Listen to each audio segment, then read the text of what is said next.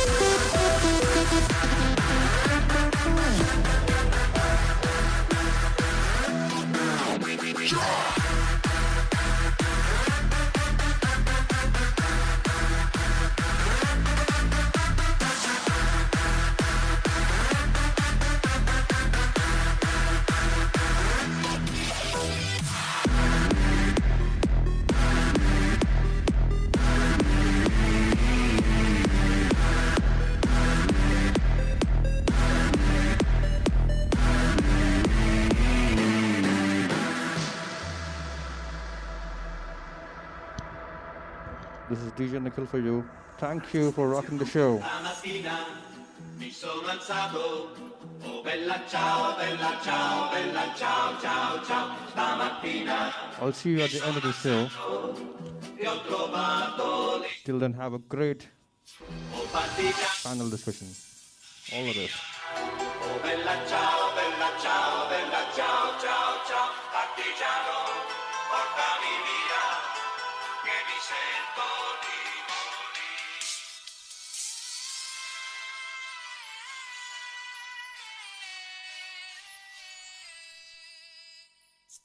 Thank you, DJ Nikhil. Thank you for doing this for us. Really appreciate. Good afternoon, ladies and gentlemen. Good afternoon, good evening, and good morning to all my friends and colleagues from the industry. We will start with a short video and then do the introductions. Thank you.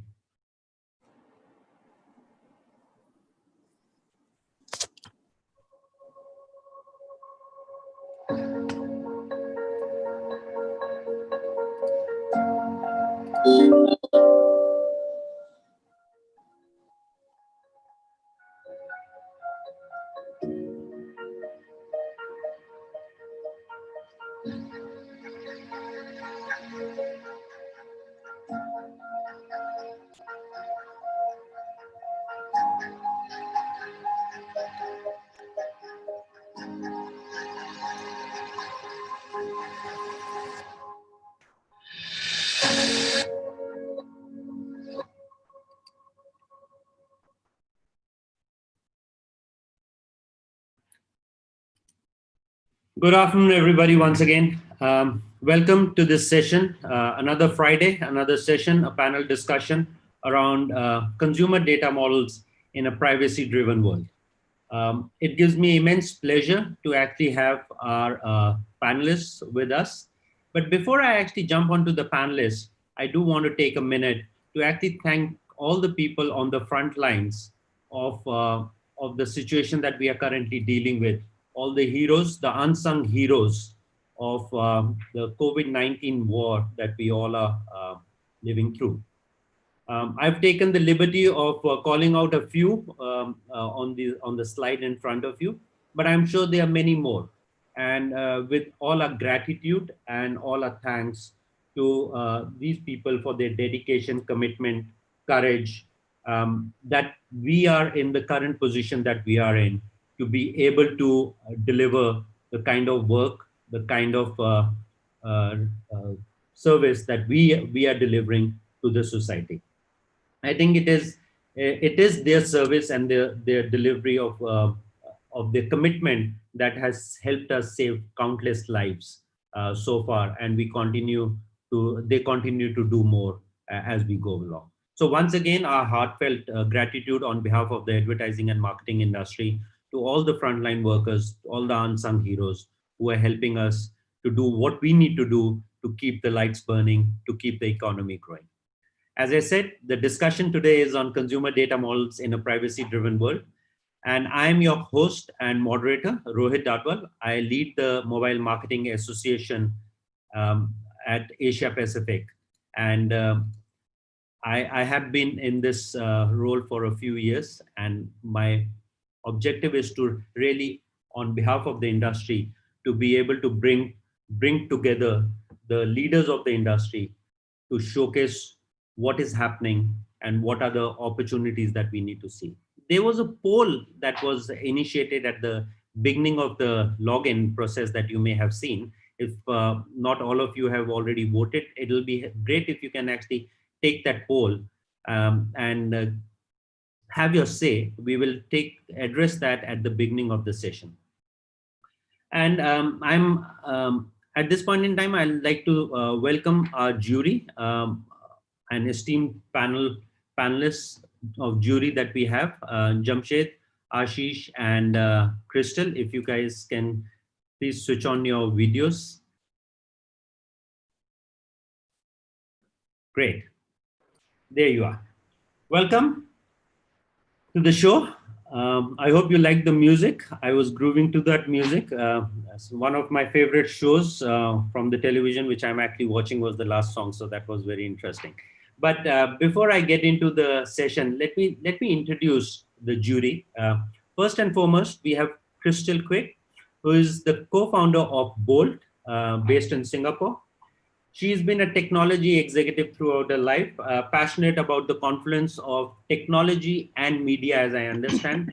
Currently running her own show under Bolt, but also advises a couple of other blockchain-related companies in Zikila and Switcheo.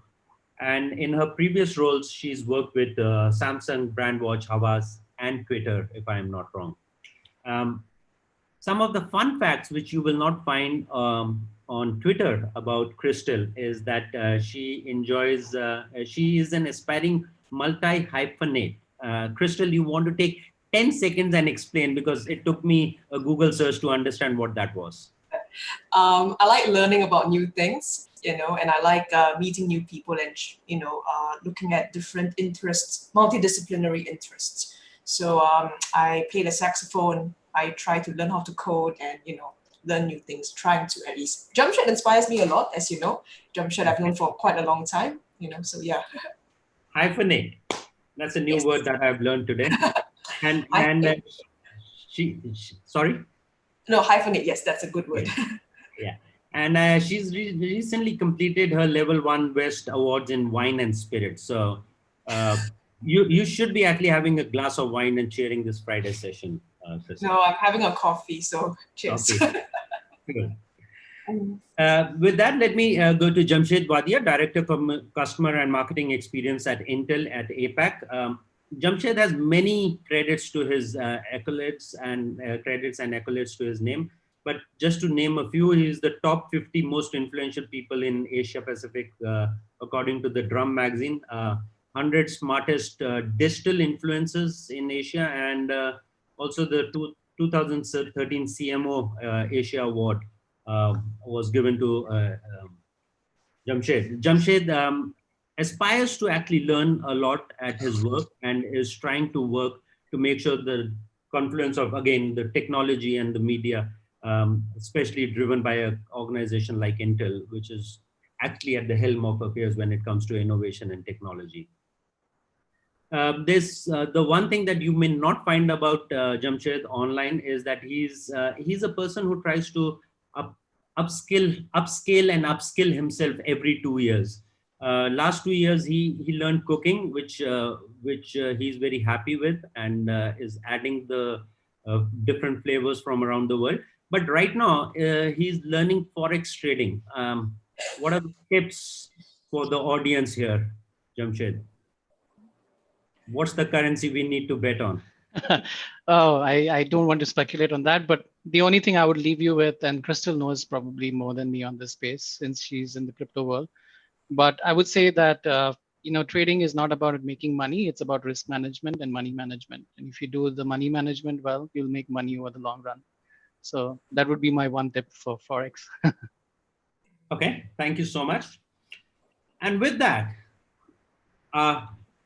next panelist is very renowned, very influential, and known across the media industry, advertising and media industry, not only in Asia Pacific, but around the world, is Ashish Bhasin, who is the CEO and CEO for Dentsu Aegis Network in Asia Pacific, and the chairman for DAN in India. Ashish has had a long career in advertising and marketing.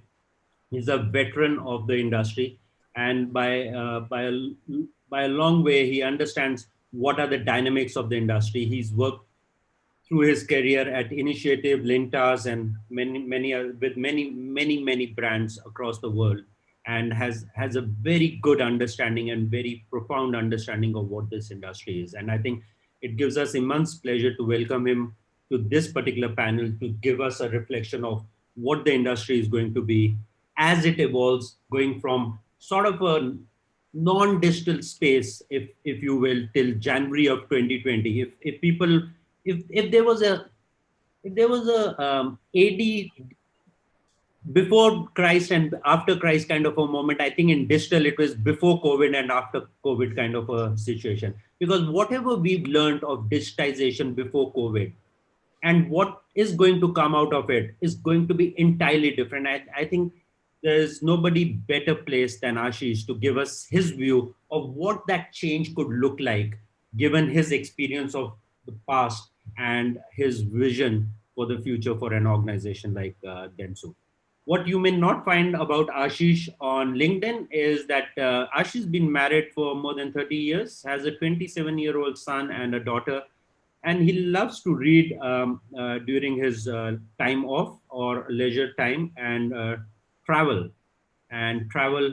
for pleasure, not for work, which at a senior level is not very easy, but he does manage to do a lot. Welcome to the show, Ashish. Thank you, Rohit. Thank you. Great. So with that, let me get this show started. The topic that we have on hand. Now, Ashish, let me start with you. A lot of people will call out the fact that, the dynamics of business, the dynamics of understanding the consumer is very different from where it used to be in the advertising world. Now, what has happened definitely is that digitization or digitalization, if you will, has proved something to the world that was not there in the past, which is that you need to understand the consumer at a level where it is not easy to comprehend them from a technology perspective. And I'll like to call out a quote that I really like. The world is one big data problem. And it's by Andrew McAfee. And I think that is where I wanted to start the discussion with. Consumer in all our minds is a data piece right now. It's a binary 0-1 piece. If we are in digital, it's a 0-1. What is the consumer? Where is he? What is he doing? It's a data piece. Is consumer really a data piece? And what is the shift that is happening of the user choice taking the central stage? It is at the end of the day, the consumer who needs to take the central stage. So your initial thoughts on that? So I think, Rohit, I would partly agree with what you've said, but I don't think it is very appropriate to say that consumer is a data piece in that sense. Digital is significantly influencing our lives. Data is becoming increasingly important. If you just take a little bit of a step back, somebody said that half of my advertising is wasted, but I don't know which half, right? I think that is completely unacceptable in a day like today, in an age like today. And one thing which is the holy grail of advertising, which I hope will be achieved in my working lifetime, is that if I want to communicate to a particular consumer, then I'm able to communicate to that consumer. And I think we're getting ahead in that with better use of data, better understanding through data, etc. But equally, not just from a media wastage perspective that we always look at, but also you as an individual will react very differently to advertising as I would. We may fall in similar psychographic, demographic, whatever criteria, but we are two different individuals. So the holy grail of advertising, according to me, is going to be that if I want to communicate to you, then I am able to only communicate to you with an advertising, with a communication which is customized to you. We're far away from it. Everybody makes a lot of claims, etc., around it, but I think we're heading in that direction, and I do hope in my working life we are able to achieve this. The fact of the matter is that over the last decade or so, and more so in the last 3 or 4 years, there's been a plethora and explosion of data. I mean, as a consumer, forget about anything else, forget advertising, marketing. As a consumer, just see how much of a digital footprint we are all leaving in anything that we do.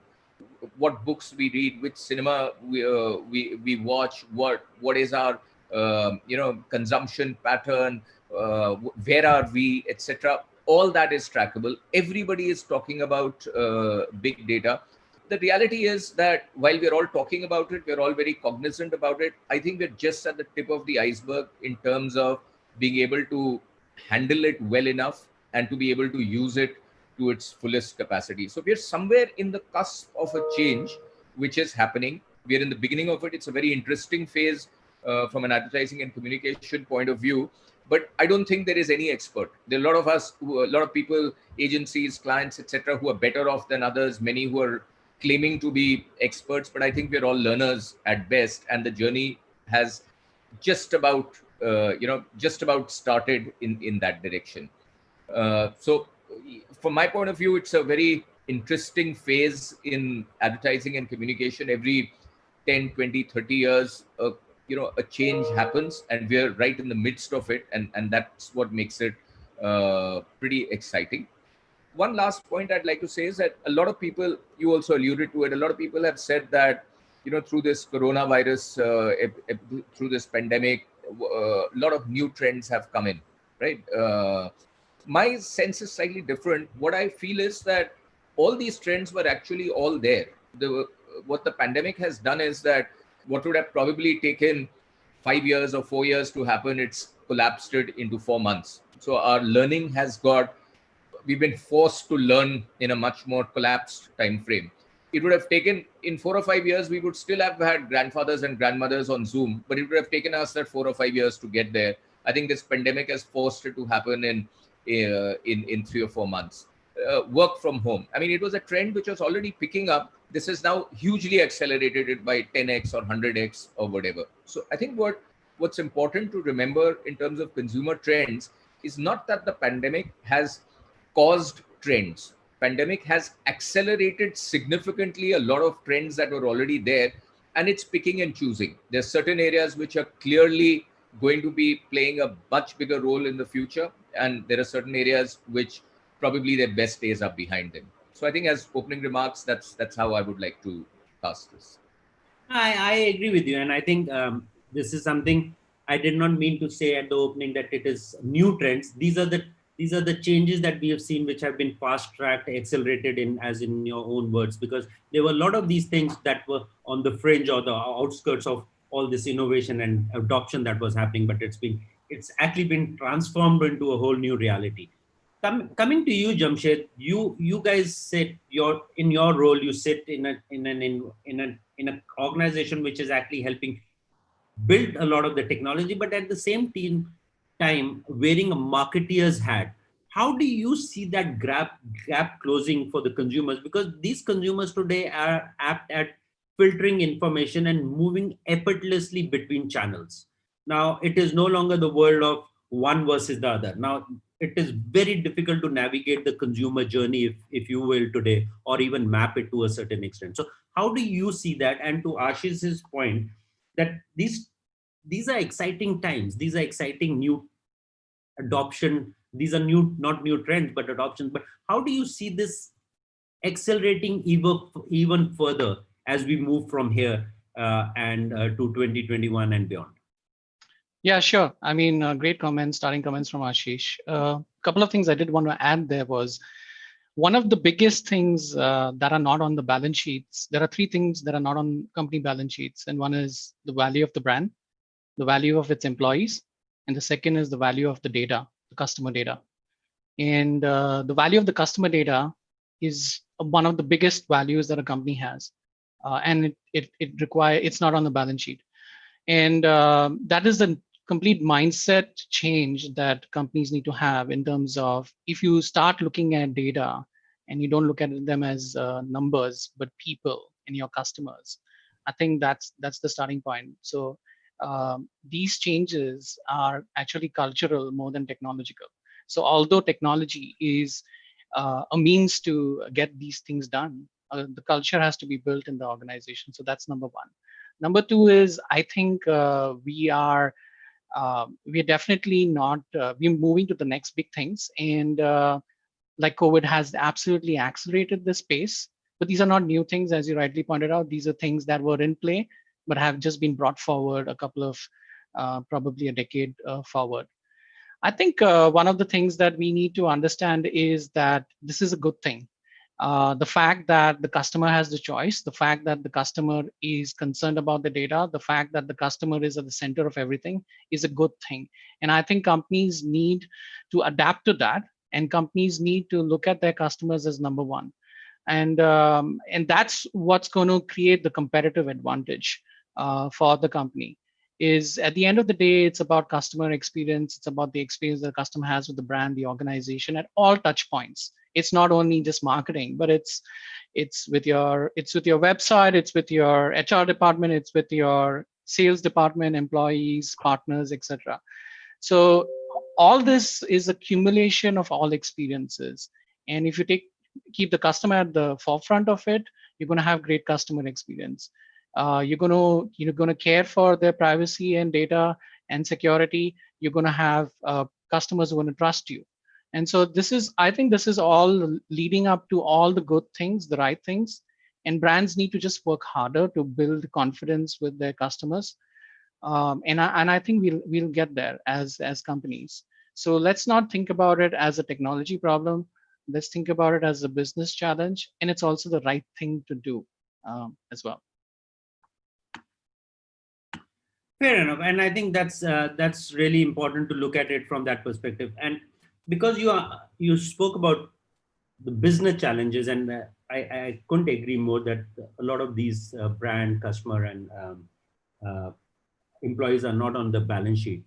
But as a person who's actually at the helm of the affairs, Christel, let me ask you from a business perspective. Yeah. What Jamshed was alluding to, that we need to look at it from a balance sheet perspective and build those experiences. When you were looking at building Bolt and building that experience, what was foremost in your mind, and where did you see the role of consent and communication with the consumers when you were building Bolt and your earlier avatars of working with Twitter and Samsung, etc.?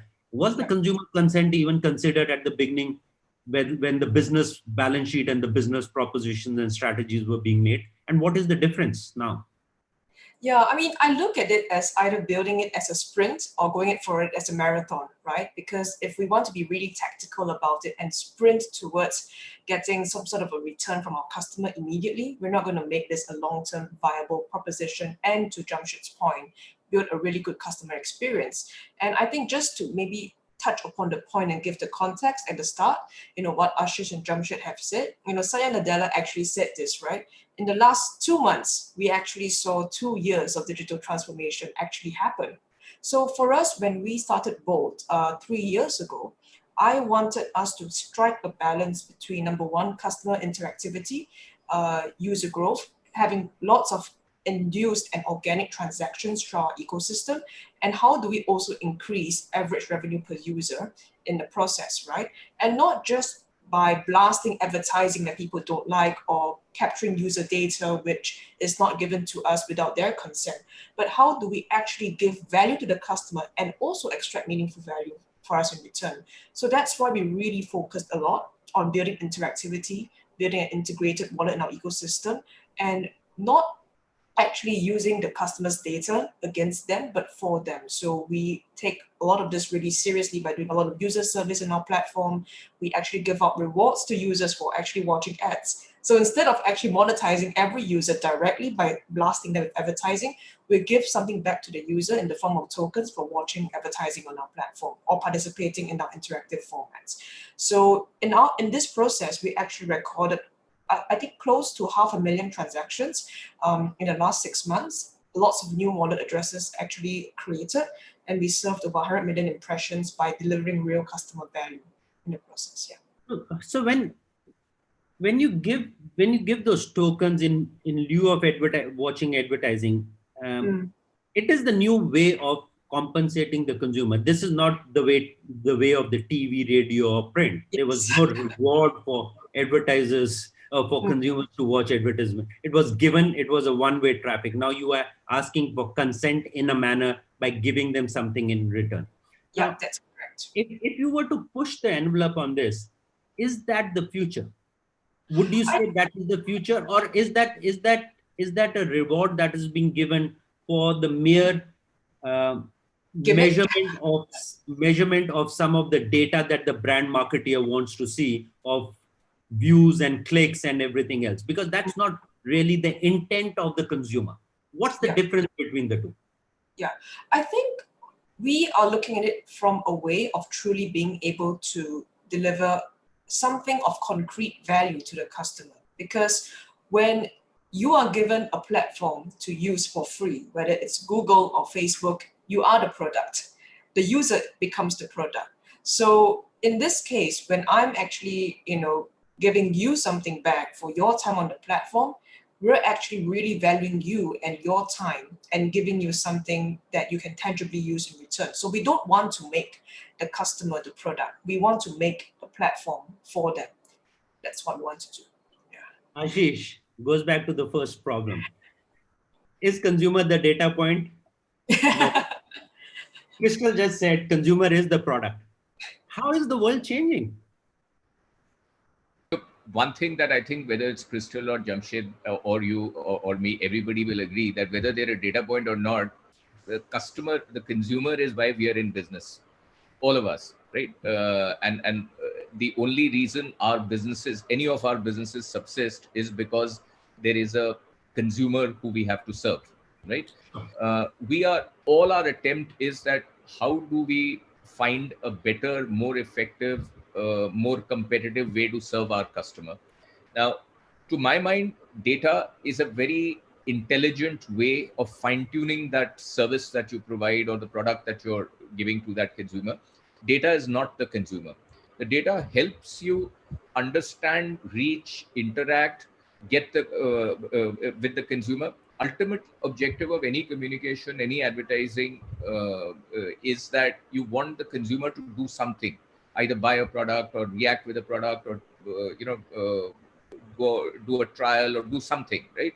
So the data helps you make sure that your efforts are in the right direction and are sort of resonating better with the consumer. Every once in a while, whenever we think we've now really got a good hang of the consumer, we've understood them and all, she surprises you. In the first, so I've been in advertising for 32 years. This is only my second job. In the first part of my career, I was clearly seeing that we as advertising agencies or as clients were leading the consumer. We were doing the research. We were sort of pushing the consumer in a particular direction. I think it would be fair to say that in the last 5 years, clearly the consumer is leading us. We are playing catch up. The consumer is moving much faster than any marketer or any advertising agency or any digital agency or anybody else on that. And we are just trying to keep pace, right? We are using data effectively. The more effectively we use it, the better our understanding will be. But data is not to my mind at least, is not a substitute for a consumer. It's a great ways and means of understanding the consumer. And still, it can never be a complete thing by itself, because the one thing that hasn't changed in the last 100 years, a lot has changed, right? If you look at the advertising 20 years ago, 30 years ago, and look at it today, it's almost like from a different planet. The one thing that hasn't changed is human emotions, right? We still get scared, we still laugh, we still cry. And I think data, while it's helping us understand a lot of things, is still not yet in that position where it helps us to understand human emotions well enough. And thank God for that, because that's what makes all our jobs that much more challenging and that much more interesting. If I can Rohit, can I just add a few things? Go ahead. So a couple of things is that one is in terms of what Christel and the companies that we are seeing in the new age, a lot of these companies are actually doing the right thing by building their first party database. And what they're doing is that they're creating in-app experiences, essentially. And to answer your question, what has changed is actually brands have to start working hard to get permission to market to customers. Yeah. And that's what has changed. And that's what companies like Bolt and Spotify and Grab, they are doing beautifully in terms of creating those in-app experiences for the loyal customers, be it loyalty programs, be it fun facts. There's enough of data, and I enjoy giving data to these customers, these brands, because in return my experience gets better, and they're really adding value into my life, and I'm getting it in a safe, secure fashion, which is what is important to me, and I think that has changed. And so I feel that more and more you will see brands like these creating in-app experiences. Maybe they are walled gardens, but they are safe places for consumers to interact with the brands. And people like Christel will, I'm sure brands like Christel and the organizations like Bolt will try to create value to make sure that the engagement keeps going with their customers. It's interesting you say that, and we ran a quick poll at the beginning when people were logging in. We had to shut it when I started the introduction, but we have enough votes and enough sample. So I'm going to share that with you right now. And for the people who are on the streaming services like LinkedIn, Facebook, and YouTube, you can't see these polls. So I'm going to narrate these polls for you. I'm sharing the results. So the question that we had asked was increased privacy protection for consumer means the following for brands. And it was a multiple choice question. The first option was more processes, legal terms and conditions, etc. We got about 36% votes. Difficulty in targeting the right audience with the right message, 33%. Less cost effective for the brand with an impact, 29%. A great customer experience for how customer and a chance for the brand to build trust at 52%. And I think this just emphasizes and validates the point you just made, Jamshed, that if if you are giving your data and it helps to enhance that experience and keep the entire privacy secure. The challenge right now is that a lot of this data is not secure. It is not dealt and managed in the manner it should ideally be managed. There's a lot of spam, there's a lot of spoofing, there's a lot of crime, there's a lot of investigations around it, and the fact that the brands misuse it. They try to move around one from one brand to another brand within the consortium, if it is to misuse that data. Now, in that circumstance, let me come to you, Christel. Is in a dynamic environment which is digital driven business, examples being Grab, example being Uber, example being Bolt, example being many other such organizations, is the consumer data more important than the service that is being provided, or is there a right balance between the two being created? Because at the end of the day, if we are not able to provide the service, because I did not sign up for Grab to give my data, I signed up for Grab to get that taxi to pick me up when I needed the taxi to pick me up. That is why I gave the data. Data was the means to the end. How do you define that in an environment where Jamshed said that it enhances my experience? My experience actually started when I took that first Grab. That time it had nothing to do with my data. So how do you balance those two out? And how do you build it going further when when my data is inconsequential to the experience that the brand needs to provide? Because it can only enhance my experience, not sustain it. Yeah. I think it's interesting what Jamshed said earlier, because as a digital platform owner in my own business, it's really important to build your own first-party data, right, and the first-party user base. I don't think consumers actually have a problem with you using their data to improve their user experience on their platform, because what's really important about digital experiences today, it's not just hyper personalization, it's also being able to provide the hyper contextualization. You don't want to be given a user experience that is not relevant in that particular context. And people are now not just expecting to be served the right content or the right experience, but they want it at the right time. And that, I think, is the critical part of being able to really use first-party data, user data in the platform properly. I think the challenge today with a lot of the debate about data and the debate about user privacy is when the data is being used off-platform or cross-marketed with other brands that might not fit in with the user psyche, which is the challenge today when you see Facebook and the whole saga around Cambridge Analytica. So I think that's where it is coming from. I mean, I am a Grab user, right? But I may not be a Grab food user even. This is how picky some people could be, right? I might have signed up to take a taxi, from Raffles Place to Orchard Road, but I didn't want to sign up to Grab food. And this is interesting because it's under the same company, but they're two different services. Why should they be matched? Why didn't I ask permission for that? So the context, I think, is really critical in designing the best user experience and respecting the user privacy.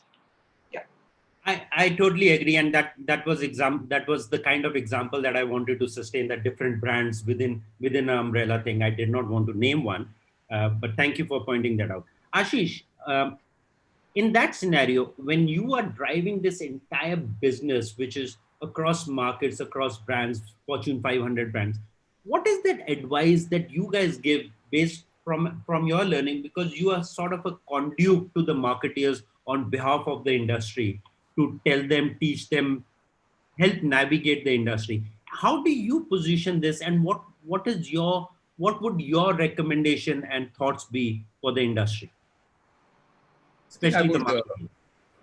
I think I would echo what both Jamshed and Christel have said, that nothing, somebody said data is the new oil, etc. Nothing is more precious at the moment than having reliable first party data. I think the biggest obstacle to that actually is trust. There's a trust deficit very often between the consumer and the app or the walled garden or wherever you're providing that to. uh, if that if somehow we are able to reduce that trust deficit, and like Jamshed was saying, that he feels very comfortable sharing his data with certain type of brands, and if we can sort of support that process in some way. And equally, I mean, every organization is generating or is capable of generating much more data than what it is analyzing. So even the most advanced organizations, which are technically very savvy, which are digitally very advanced, etc., they have not yet learned how to get all their data points to talk to each other and to use the analysis of it for their benefit. I think almost everybody is on the starting of the learning curve. My advice always is that you've got to think long term on this. It's got to be something that you make the investments today, that your benefits will come 2 or 3 or 4 years later. As the It's almost like, the more data that you're able to do and capture and use for in your company, the more intelligent your company is becoming. So you've got to go through grade 1, grade 2, grade 3, grade 4 until you graduate, right? You don't come out as a graduate or a postgraduate Sure. on day one. But that process of that education, the earlier you started, the better it is, but started with a long-term view. One of the problems which I foresee, particularly for companies that are trying to, so companies like Jamshed's are really cutting edge. They're already very well in that space and are leading by themselves in that area. But I think one of the problems that many other companies were a little behind in the curve are facing is that they want to become leaders, but they don't want to invest enough time and resource in that. They want a capsule that makes it happen very easily in a short period of time. I'm afraid there is no such capsule. I don't think that's going to happen, and I think you have to invest today for your benefits of 3 or 4 years later. It becomes much harder to do so because now the financial situation, particularly after COVID, is more difficult. But I think the cost of not investing and not capturing your own data is probably more than the cost of you doing so. So I think that's it. That holistic long-term view is in general what our advice would be. So, from a leadership perspective, how do you entrust that these brands will actually be transparent and take the customer, and you treat the customer ahead of the revenue growth or the balance sheet, as Jamshed started off with, and he alluded to that. How do you help coach or navigate that problem? Look, I think Jamshed made a very good point of saying that probably two of your most valuable assets, at least from a service industry point of view, your people and your data are both not on your balance sheet in that. And I think that's a very interesting observation, because in a way that's like a reflection upon the industry and ourselves in that sense. If these are the two most valuable things that you have, then why don't you quantify them, and why don't you value them like how you would value a machine or a computer or any other resource that you have? So I think that's a very interesting perspective in the first instance on that. I think a point that I touched upon a little earlier, that of a trust deficit. We are entering an era. If you look at brands talking to consumers, it was always a one-way communication. We've all grown up in a broadcast era. A brand would formulate a communication, which could be in the form of a TV ad or a print ad or a radio ad or whatever, and would broadcast it to the customer. And there was no feedback, or very little feedback. You might do some research groups or something, right? So for 20, 30, 50, 70 years, it was a one-way communication.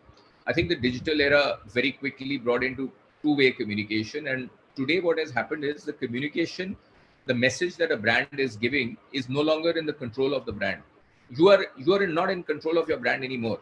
If you think you are, you're mistaken, because what what the consumer thinks or what the consumer talks about your brand will probably gather much more momentum than 100 messages that you might craft and send out. I'll give you a real life example. British Airways had been advertising in India for a long time, very popular route, let's say Delhi, London, Bombay, London, etc. So they've been regularly advertising now, but it was one way, right? They were communicating very nice ads and so on. One fine day, Sachin Tendulkar, his bags, to their misfortune, got misplaced because he was catching a connecting flight. So he immediately tweeted from there, I've landed at Heathrow, my bags aren't there. Within minutes, maybe a few million people may have seen it, given his personality at that time. He was right at the peak of his career. And what did British Airways, some automated response said, please tell us your name, your profession, what do you do, blah, blah, blah, and we will get back to you in 48 hours, or one of those standard responses that come in. Sachin retweeted that response also in that. And that whole thing, within literally minutes, all over the world that had gone in, and every Indian had probably seen that tweet, and probably a few tens of millions of dollars or pounds of advertising that they had put in went down the tube.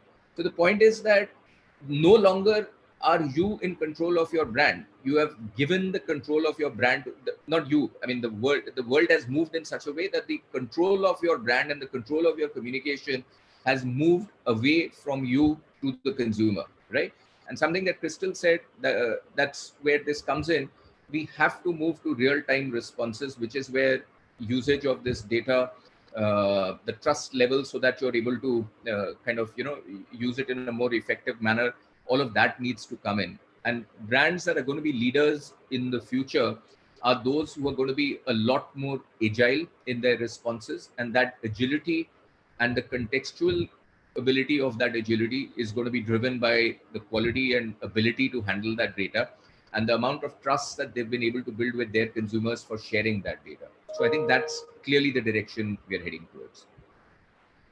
Jamshed, do you concur with Ashish? Do you also have the same dialogue when you speak to all your affiliate partners and agencies, etc.? And how do you factor the online learning and online or social listening, etc., into this whole dynamic? Because at the end of the day, this is technologies, and there's technology at one end which gets filtered and modulated to the marketeer. But at the end of the day, it is the marketeer's perception of how they want to engage and continue engaging with their consumer. How do you manage that? And especially given that you are much more digitally savvy personally and professionally than a lot of the other brands. Yeah, so let me unpack it a little bit. First of all, I agree with Ashish that we're not in control in that. And I still feel that it's a good thing. I don't know why people feel that it's a bad thing. It just makes us as marketers and organizations work harder. And that's the challenge. And that's the challenge that the profession brings. And I think that that's a great thing, that you're challenged to serve your customers better and protect your customers. The second thing is that, some of the things that Ashish and Christel also mentioned was that transparency and simplicity are two things that make it here. Simplicity in the sense is that very, very simply telling people why you want the data, how you're going to use it, who you're going to share it with, and when they can get out and opt out if they want to. Simplicity also in terms of if they want to opt out, don't make it difficult for them to opt out. Why would you want to force someone to have a relationship with you when they don't want to have a relationship with you, or they won't engage with you? It's something that I never understood. So you may send them 15 emails or target them with 20 ads and they're still not interested in engagement. So being simple and then being transparent. These two things will automatically build trust. And then challenge yourself, like Christel said, in terms of understanding, like it's our job to understand that she on one app likes one service, but not the other service. And so asking that permission. And sometimes asking permission is a good thing because the consumer will If you ask, the consumer will tell you what their preferences are, and then you can use those preferences to serve them better. So I don't know why we complicate this, because it can be as simple as this, is that simplicity, transparency, value exchange. I need your data, and this is what I'm going to give you in return. And if the value exchange makes sense for the customer, they will take it. The other thing was, there was a conversation, and let me give you some stats. Like 86% of our customers are usually in the space where they are concerned about security. And then, but at the same time, 70% plus customers want personalization. So they want a set of personalization, but at the same time, they are scared about security. And so it's you as a brand need to make sure that you give them the experience, but at the same time, you take them on a journey where you're transparent, bring trust in the relationship. The last being is that many customers will switch data providers just because of data policies. And as the customers get even more woke, this is going to happen. So any service provider or any organization, any brand that doesn't take this seriously and doesn't have data policies that are comfortable with their customers, they're going to move to your competitor. And I think these are some of the things that we need to be mindful of as marketers and as organizations. And if we think about these things in this sense, I think it'll be very simple to operate. Okay, before we go any further, I just wanted to, we have a few questions that have already started popping up on the screen. So I just wanted to let everybody in the audience know that you can ask your questions. There's a tab called Q&A. Yeah, actually, there is one question I would love to take here, is that in terms of the cookie pool, there was a question in terms of Google retiring their cookies by, I think, 2023. So we'll come to that. Let me just Sure. help others understand where the questions are. So you can ask your questions. We are also going to run some parallel polls, which will be appearing on your screen. These are not subject matter. These are some light-hearted polls like the one which is appearing on your screen. Hand on your heart, are you wearing PJs right now? Yes, no, just took them off, and business on top and PJs on the bottom. So I think this is the reality of life right now. You work, it doesn't matter how you dress. So there's no harm in sharing what you actually do. Do take these polls. There'll be a couple of these light-hearted polls that will come up. I do want to know what my panelists have to say on this particular poll. Is it shirt on top and PJs on the bottom? But no, I'm not asking that right now. Moving on with that, we do have a few questions. Before I actually take these questions, I just wanted to ask Christel one particular point that I was thinking of, and then I'll go back to that Google question. Jamshed spoke about 86% want personalization, 78%, 76% want experience, and so on. So I totally agree with it. And I have written a couple of blogs on this in the past also, and I do want to share something with you. Is that people do not have the responsibility of signing up for services. People sign up for services without knowing what they are signing up. Nobody amongst all five of us, I can tell you, nobody has read the terms and conditions of any service A to Z. Hand on your heart. If you have, let me know. Nobody does that.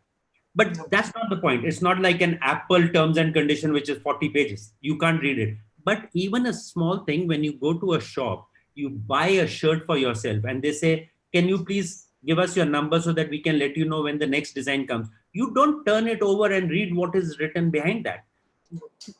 To what extent is it the responsibility of the consumer?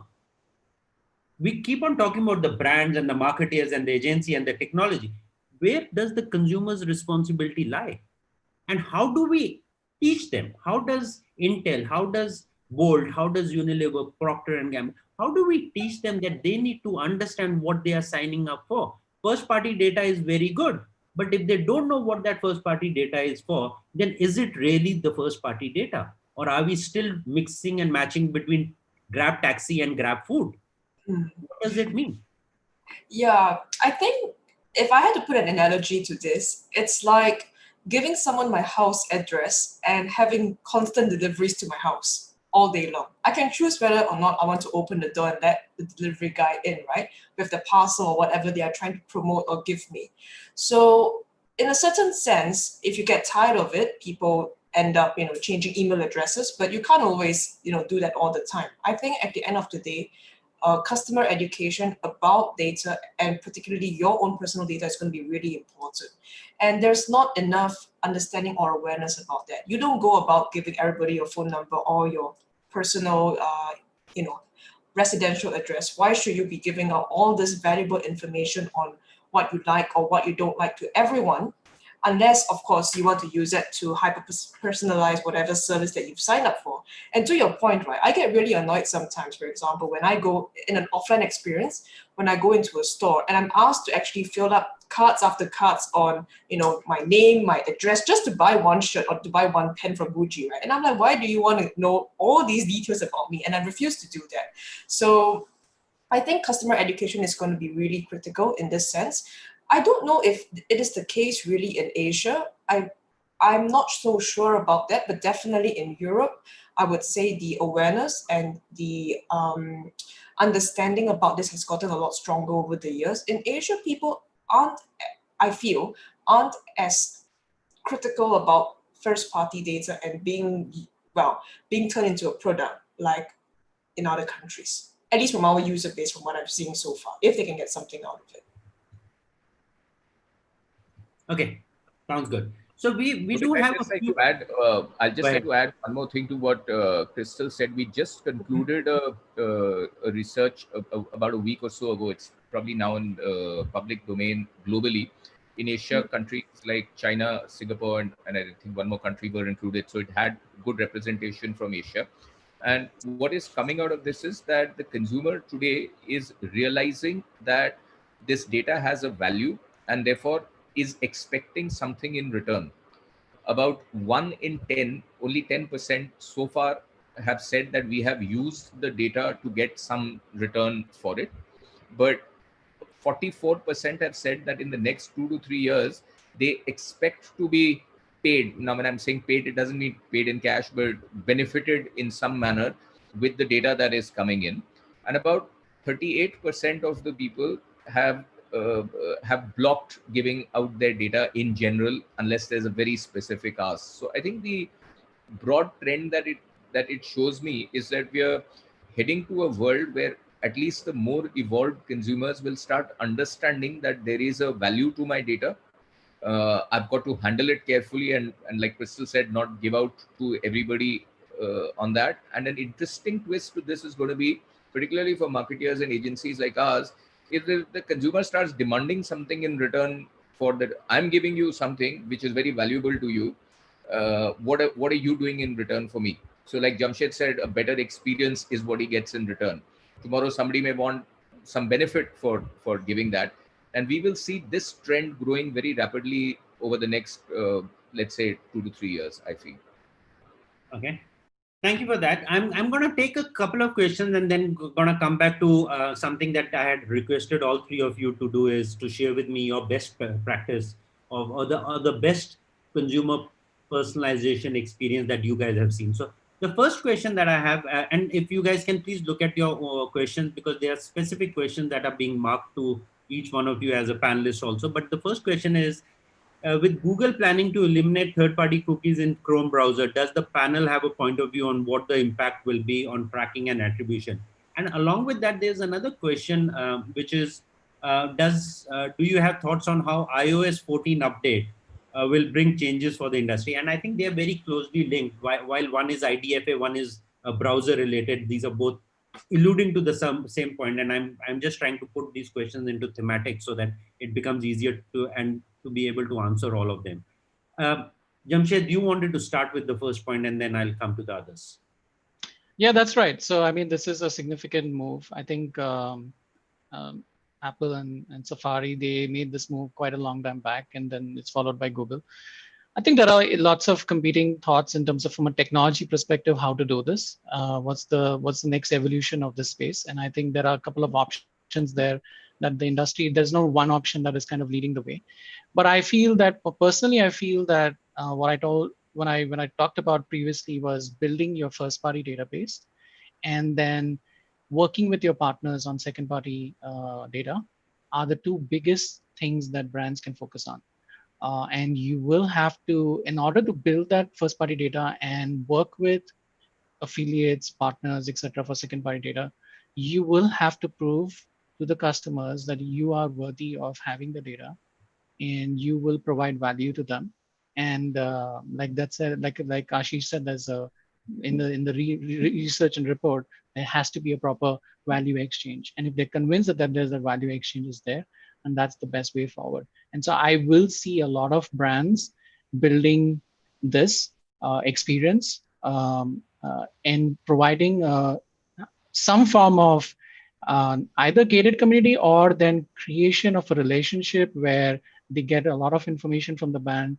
So for example, on our side, we do account-based marketing, which is very personalized for specific accounts from a B2B perspective. And that's how we build our first party data, and those customers actually see value in connecting with Intel. And so these are some of the options that brands have, and I think that's a great way to go. Okay. Anybody else wants to add to this? Otherwise, I'll jump on to the next question. Okay, so there's a question for Christel. Christel, this is a question from Edward Sharp. Question is, digital platforms are in the forefront, and what are their plans post-COVID? And will they participate to sponsor esports specifically? And Edward, I know, has been a very loyal attendee at the Playbook series from Dubai. But do you have thoughts on esports and sponsorship perspective? Yeah, sure. So, so actually, interestingly enough, we are streaming our first esports tournament live on Go Plus at the end of, at the start of August. And one thing that we've realized, which is really good for us in a sense, is that, well, because there's not a lot of offline events happening right now, right? Everything is kind of canned because of COVID-19. So what we're actually doing is to reimagine the arena or tournament concept for esports directly on our platform and drive a new sponsorship model for a virtual event. I mean, I was actually just saying to Jamshed just now before the webinar started that I was really impressed with the MMA webinar, and how you've made this like a really cool, online event that's happening right now with so many participants all around the world, right? And we want to do this in an arena and tournament concept for esports, and to look at an interesting way of connecting sponsors with users within a virtual arena. That's what we want to do for esports at the moment. And I think, in a sense, people are trying to look at new user experiences and new digital experiences, because you're not just content right now with just scrolling through a Facebook feed or getting blasted with branded content on Instagram. I'm sure Jamshed would be very, very familiar with all of this, having done all amazing campaigns at Intel, right? So people want to start really connecting with influencers and gameplay. And I actually came across a really interesting company recently in the esports space, where users can actually use virtual cards to decide what is the next move of the esports gamer. So for example, if I'm playing Call of Duty, I can actually say, okay, Jamshed, I want you to do a double kill right now. And he will do a double kill and I'll tip him. So it's a new sponsorship and also monetization model for the e-streamer as well. So I'm just digressing a bit, but I think a lot of the digital experience is going to fundamentally change to focus on interactivity, hyper-contextualization, and hyper-personalization. Thank you for that. Ashish, there's a question which is from Quassis Sheikh. Is spoken about a study that you guys had done recently, Dan had done about digital in India. If there were any thoughts that you have on forecasting the practices, or would there be a drastic difference from that particular research that you guys had presented? And before you answer that, if you can actually send a link, if you have the link readily available to the research that you alluded earlier, maybe we can post it and send it to all the attendees in the chat window. They can have access to it if it's publicly available. If you don't have that access right then, you can send it to me later. We'll send it to the attendees so that they can have access to that research. Thank you. I think I'll have to send it to you later. I don't know if it's yet in the public domain, so I'll find that out and send it to you by the evening. I think what Oves is probably referring to is the Dan Digital report, which we come out every year with. This year's report came out on 25th or 20th, around the third week of February, and how different was the world then to now. And one thing that report and any other report has proven is that how poor we are in predicting things in the world, right? Every large agency group in India, including ourselves, predicted that this year there would be, I mean, numbers were slightly different, but by and large, there was a consensus between 10 to 12% growth in the entire advertising market in 2020. And this prediction was as relatively as recent as the third week of February. Today, as I am sitting where I am sitting today, I think if that happens, even by 2021 or 2022, we'd be delighted. It's certainly going to be negative growth this year. So I think the broad thing, two or three things from that report which came out, which I think hold very true even today. The scale of advertising obviously has been scaled back this year. The entire universe has significantly shrunk, and that has impacted all media, some little less, some little more. And I'm talking with the Indian context just now, but digital will be relatively less impacted. Within digital, I think as the opening up of the economy, Indian economy happens, there'll be a bigger thrust for performance-based advertising or result-oriented advertising, because clients will want their stocks to be quickly liquidated, so that liquidity comes in, and so more than thematic long-term brand building, the focus will be on immediate sales-oriented advertising. But the broad trends which were predicted in that report, I feel will probably get even further accelerated. So it spoke about, for example, this year expecting digital to overtake print in India. Print has always been a very strong number two medium after television in India. And the prediction was that digital might, by the end of the year, overtake, or by next year, overtake print in size. I think that will almost certainly happen. So that, or probably get accelerated, may even have already overtaken it. So I think the broad trends, some of them have in fact got accelerated and have been proven to be right, and will continue to be so. But the spend predictions which were there in that report, like with any other industry report, will grossly change because the entire environment has changed. This report is available online. You can just check it. It's Dan Digital Report 2020 in India, and I can share that link with you as well. Okay, thank you for that. Ashish, there's another question, and then maybe we'll go back to a couple of other thoughts on the question. And I'm trying to take a couple of these questions and build it into a thematic. This is all around the business aspect. Now, the questions that from Christina to Quest to Edward, they all asking is that when we are in this world and we are in this era of collecting and making sure that there's these databases of customers which are being provided, and there's this ROI aspect against the growth of the company, what types of marketing channels should one adopt, or consumer practices should one adopt under different circumstances? And would it be dependent from a consumer perspective, or would it be dependent from a business perspective? Where do you guys see this going forward? To my mind, it will completely depend upon the consumer perspective, the geography that you're in, the market environment that you're operating in, because it would so significantly vary, right? So I don't think there can be one answer to a question like this. Jamshed?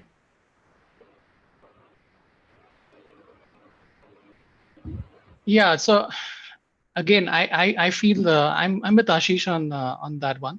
But I like I said, I believe that simplicity is the key aspect here. From a consumer perspective, like I wouldn't give my data to a company where I cannot get answers in terms of what they will do with my data, or what do they know about me. And I think those companies that create systems that have transparency and tell people whenever asked in terms of, this is what I know about you, this is how I'm using it. If those are the kind of brands that have that information, then those are the brands I would give that information to. In fact, I forgot to mention is that I do believe that there is a space of consumers actually charging money for their data.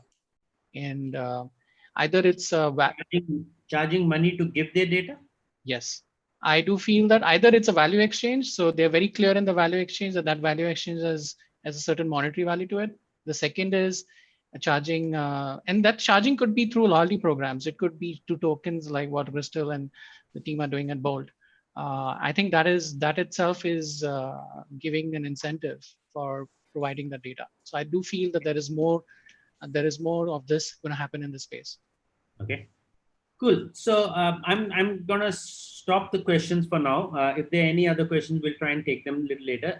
I'm just gonna share the results of the quick poll that we had taken on hand on your heart. Are you wearing PJs?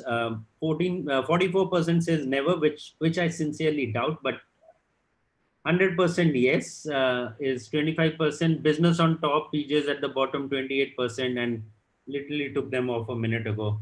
They are still people who do that. So thank you for sharing those insights. Those are wonderful insights. Christel, one of the things that I had asked you and the other panelists is to share with us your personal experience of how an ideal customer experience should be. And you had shared with us a slide, which I'm going to share here. And if you could just take maybe 30 seconds to a minute to describe that, and then I'm going to go to Jamshed and Ashish respectively to share with the audience what our esteemed panelists believe is a perfect example of that experience. Christel, yours is on the screen now. Well, I'm being biased because this is my own platform, right? So, if you don't promote your own platform, then what's the point of being an entrepreneur? So, I don't know Ashish, but it's good to meet you here. Jamshed would know me quite well. I've always been really interested to see how we could do live, interactive, rewarding experiences in a new media platform. And at Bolt, what we try to do is to focus on those three key elements: live entertainment, interactivity, and rewarding users for actually participating in the platform. So we accord a small percentage of our revenue as rewards to our users for spending their time on the platform, and all of this is paid for by sponsors. And sponsors would know that these are also quality interactions and engagements because these transactions are verifiable on the blockchain. So it's a very simple business model, and that's what we try to do for our customers.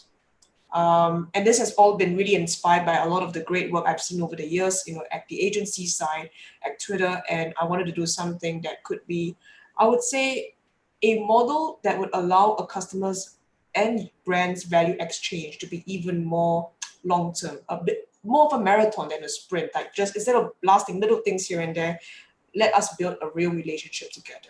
Yeah, that's it. Jamshed, your example was? Spotify. My example was Spotify. Spotify's Wrapped 2019, which was the year-end review and end of decade. I think this is a beautiful example of using personal data. We all love to know more about ourselves and our habits, and just seeing what I listened to. There were some surprises. There were some that I knew about, but it was a beautiful way of connecting with the customer. With their own information. And it was also a great way for me to understand how I stacked up with the world, with Singaporeans who listen to music, etc. So I thought that was a great example of personalization. Great.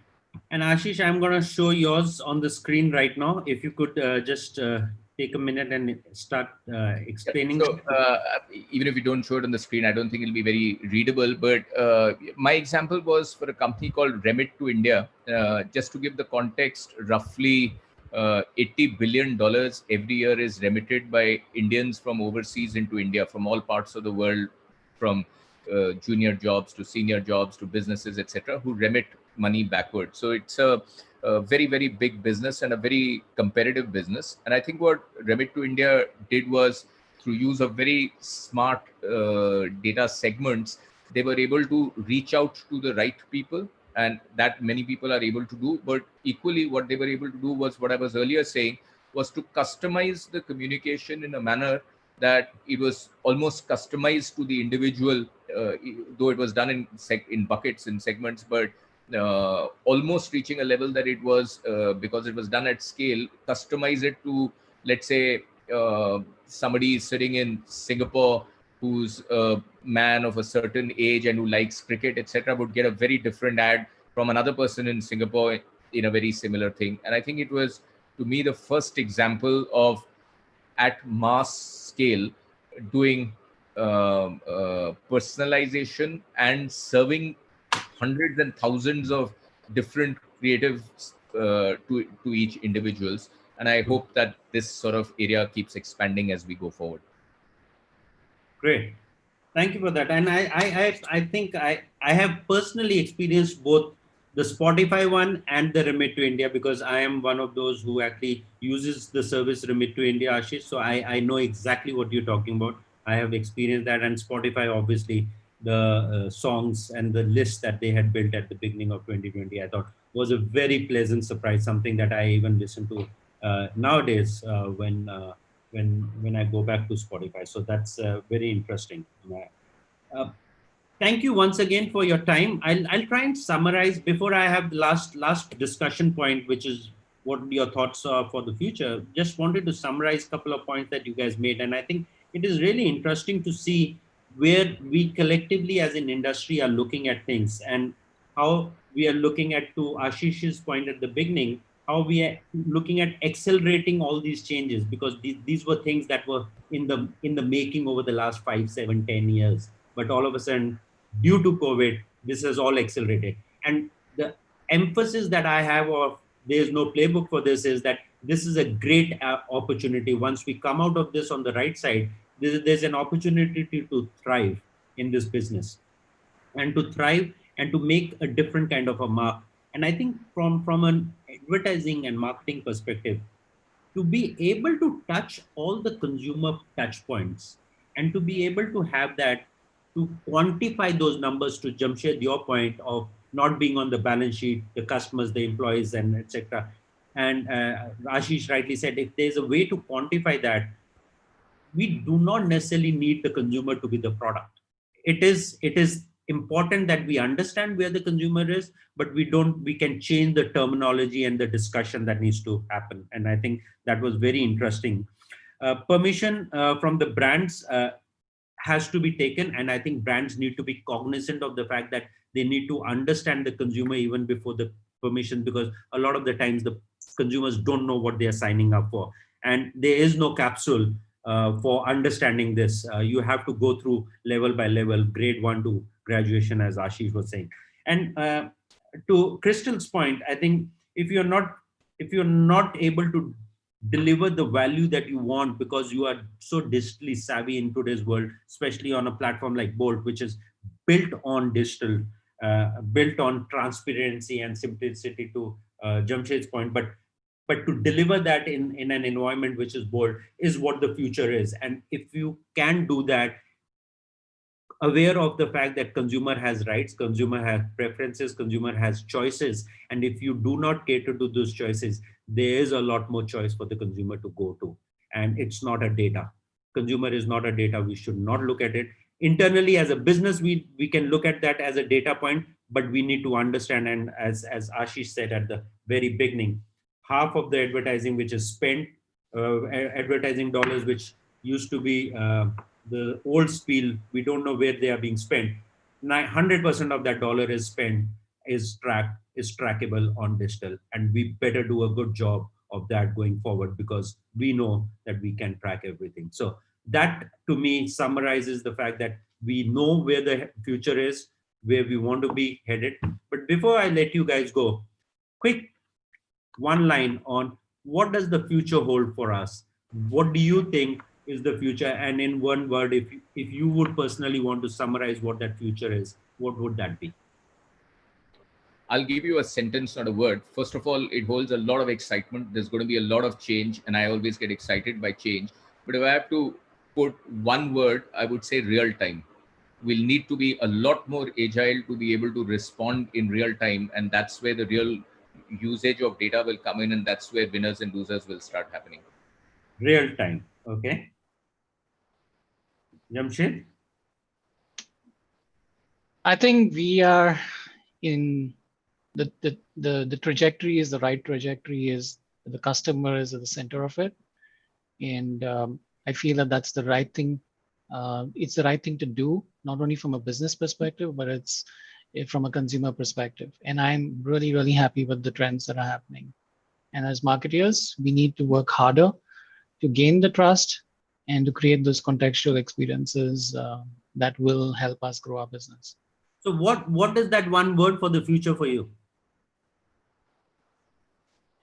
Optimism. Let's take this opportunity to go and do something wonderful. Optimistic. Okay. Christel. I think, thank you, gentlemen. It's really inspiring to hear what you guys think as well. I think for me, really, it's being able to create an organic feedback loop every single day for multiple customers. And I don't think it's easy because there's only so many things you can automate.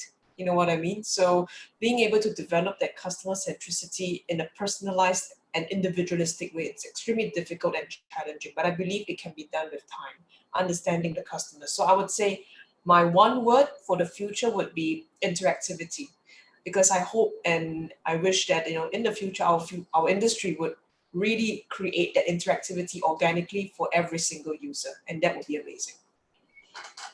Great. Thank you so much for your time. I believe this was very useful. I'm sure the audience took a lot of heart in listening to what you guys had said and what the future holds, especially when it comes to consumer experiences, data, and privacy. Thank you so much. I'll ask DJ Nikhil to take us to the closing. Thank you. Thank you. Thank you.